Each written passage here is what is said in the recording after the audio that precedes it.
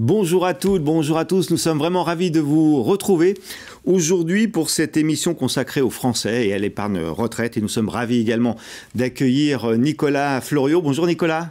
Bonjour Jean-Luc, bonjour à tous. Merci de votre présence. Vous êtes directeur du développement de l'UMR, une filiale du groupe Vive.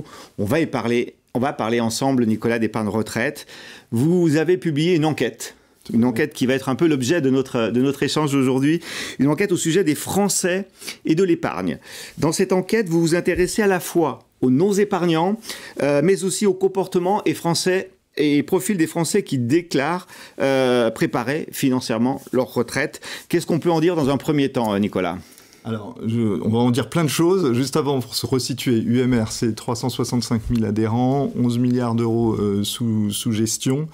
Une société à mission, dont l'une des ambitions est d'apporter l'épargne retraite au plus grand nombre, donc à tous les segments de population, donc à tous les segments de distribution, avec une proposition de valeur qui consiste à proposer des PER dédiés sur mesure. On personnalise un PER pour vous, et dans le cadre d'un partenariat de longue durée qui inclut donc l'accompagnement des partenaires distributeurs, et par exemple avec l'étude dont nous allons parler dès à présent. Alors, une étude, vous allez nous partager, Nicolas Floriot, vos convictions. Une étude menée par l'UMR avec le cabinet Advise, une étude sérieuse, un échantillon de 2000 Français ont été consultés, des Français représentatifs de la population. Qu'est-ce que vous voulez, quels sont les résultats que vous voulez nous faire partager? Quels sont ceux qui ont retenu votre attention, Nicolas? Alors, il y en a 4. Le premier, c'est que 78% de cet échantillon très représentatif déclarent mettre de l'argent de côté pour leur retraite. Et c'est dans le top 3 des motifs d'épargne. Top 1 étant l'épargne de précaution, en 2, l'ensemble des projets, et en 3, la retraite. La retraite, ok. Donc ça, c'est un point majeur. Un point de surprise, c'est que les jeunes font partie de ceux qui épargnent le plus. 82% déclarent... ça, c'est plutôt une bonne nouvelle. Et c'est plutôt une bonne nouvelle, c'est-à-dire qu'il y a des messages importants qui passent dans le contexte où on parle en permanence de la retraite. En revanche, ceux qui disent déjà épargner et déjà faire quelque chose, il n'y a que 19% d'entre eux qui disent on fait le nécessaire, on fait ce qui est suffisant. Donc il y a épargner et commencer, c'est bien. À quelle hauteur ? Jusqu'où ? Aujourd'hui, l'épargne supplémentaire, c'est souvent un 13e mois. Est-ce qu'un 13e mois suffit à combler un 50% de taux de remplacement ? C'est pas sûr. Et quatrième enjeu, c'est une grande majorité de Français ont compris que les messages « l'État nounou » ou « l'État, c'est pas ton papa » pour reprendre un peu des slogans qu'on entend de temps en temps, ont compris que ça marche pas et que c'est vraiment sur une stratégie individuelle qu'il faut compter pour sa retraite demain. Une prise de conscience semble être là, si je vous entends bien. Absolument. Nicolas Floriot. Pourtant, on note une proportion quand même importante de Français qui ne préparent pas du tout leur retraite, et ce même chez les plus de 45 ans, hein, c'est un des éléments à mi-carrière. Donc on prend conscience, mais il faut s'y mettre quand même. C'est ça le message, non hein ? Exactement. Et la surprise, c'est quand même la proportion. Là, on a un tiers des 45-64 ans qui ne font rien du tout. Enfin, qui déclarent... Ils sont passifs, en tout cas, qui déclarent de rien faire. Voilà. Alors, pourquoi, quand on leur pose la question, premièrement, assez objective, question des moyens financiers. Mais ce qui est étonnant sur cette question, c'est que ça traverse toutes les tranches de population, quel que soit le revenu. Donc, premier point. Deuxièmement, en creusant, on s'aperçoit aussi qu'il y a des freins psychologiques au sens où on traite de questions rapport à l'avenir, à l'argent. Donc, il y a des rapports anxiogènes sur ces sujets. Et ce rapport anxiogène, il est accentué par le fait que c'est un sujet dont on ne parle peu. Donc 78% disent c'est très important, on fait quelque chose. Et quand on dit vous en parlez dans votre entourage, on met la poussière sous le tapis. Il n'y a que 37%. Donc ça veut dire que ça accroît le sentiment un peu de solitude face au sujet, et donc ça le rend plus compliqué. Alors, la bonne nouvelle par rapport à ça, c'est que 50% de ces non-épargnants déclarent mais je n'épargne pas aujourd'hui, mais j'ai l'intention de le faire dans les 4-5 ans. Ah, dans les 4-5 ans. Voilà. Bon. Donc, le demain, oui. Demain ou après-demain.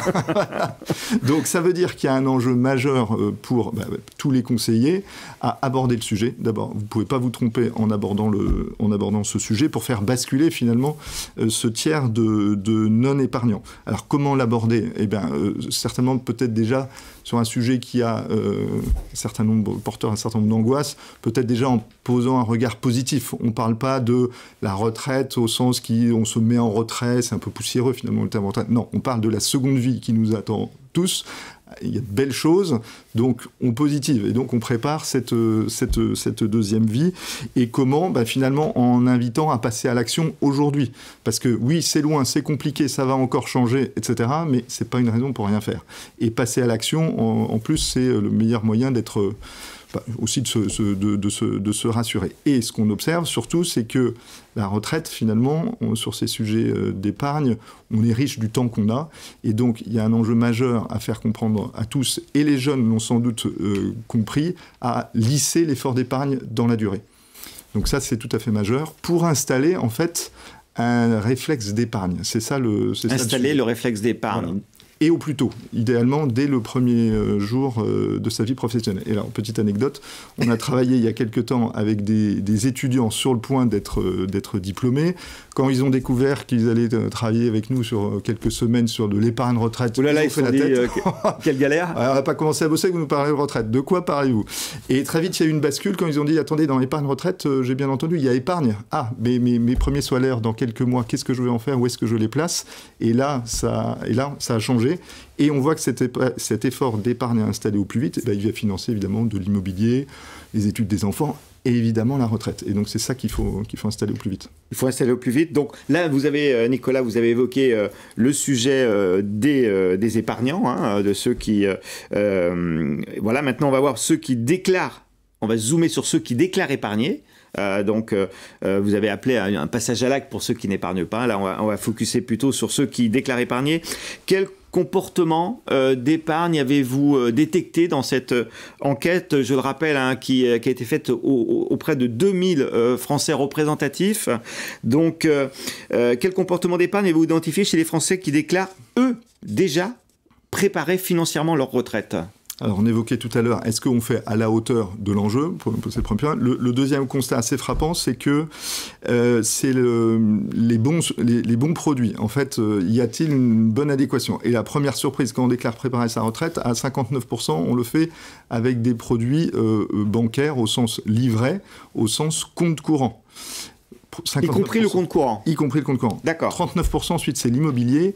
Et les PER, les plans d'épargne retraite, les produits finalement dédiés à l'épargne retraite arrivent à 29%. Donc, ça veut dire qu'il y a un vrai enjeu à travailler la bonne adéquation enjeu retraite, produit retraite. Donc ça, c'est tout à fait important parce que finalement, qu'est-ce qui est derrière? C'est, oh là là, c'est important, pas de prise de risque. Donc, je mets sur des supports les plus sécurisés possibles. Or, on ne profite pas justement du temps et de cet effet de la capitalisation, la boule de neige des intérêts composés. Et du coup, finalement, c'est une épargne qui en vient à être grignotée, notamment par l'inflation, quoi. Donc une épargne, un PER en troisième position, c'est ça, des voilà, produits choisis par les épargnants, avec peut-être un besoin de compréhension, non, pour les non-épargnants? Alors absolument, en fait on voit qu'on est sur des sujets qui sont peu compris, mais c'est là où il ne faut pas se perdre. Oui, il y a un enjeu à être pédagogique, à aborder le sujet de la retraite comme on l'évoquait, à mieux faire comprendre ces produits, comment ils fonctionnent, mais on pourra y passer des heures carrées qu'à un moment donné, on risque aussi de perdre tout le monde. Donc qu'est-ce qui fait aujourd'hui le critère d'achat, le critère de souscription d'un produit d'épargne retraite, et des autres produits financiers d'ailleurs, c'est la confiance. C'est la confiance envers qui ? Confiance envers le conseiller qui est en face de moi, confiance dans la marque. Et donc, voilà, ce lien, il est majeur parce que finalement, il va irriguer tout le sujet. Et finalement, ce lien de confiance, c'est une manière de gommer ou de lisser finalement cette complexité des marchés financiers. Donc on a vu quelques résultats sur les non-épargnants, quelques résultats sur les épargnants, Nicolas Floriot. Donc, global, en schématisant légèrement vos propos, il y a quand même cette prise de conscience qui est forte, hein, ancrée dans l'esprit des Français, épargnants ou pas d'ailleurs, mais une différence entre la prise de conscience et encore le passage à l'acte. Il y a le point bloquant du passage à l'acte qui reste quand même présent, hein, vous l'avez signalé. Est-ce qu'il y a des leviers en fait, qui peuvent déclencher ce passage à l'action pour un produit adapté, comme le PER, par exemple? Alors, c'est ça qui est très intéressant, là, c'est justement de décrypter comment on encourage ça, et les réponses sont parfois... c'est pas exactement l'ordre auquel on pouvait s'attendre. Les 3 raisons qui donnent envie, et qui font que les gens passent à l'action, et c'est ceux qui l'ont fait qui le disent. Qui vous le disent. Le premier, c'est l'accessibilité et la souplesse des produits. Moi, je veux pas être enfermé, je veux pouvoir moduler à la hausse ou à la baisse. Donc ça, c'est un point extrêmement important.